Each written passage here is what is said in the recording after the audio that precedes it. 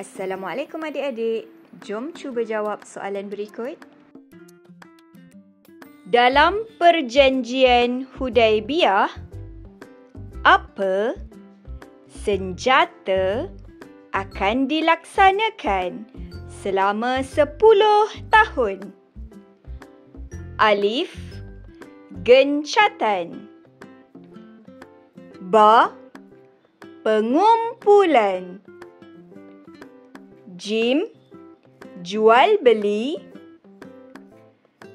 Dal, pemusnahan.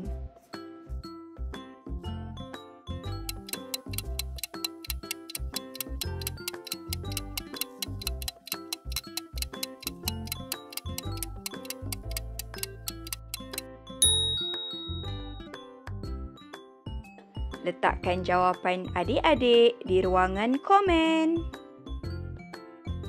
Jangan lupa like, komen, share dan subscribe untuk soalan seterusnya. Assalamualaikum.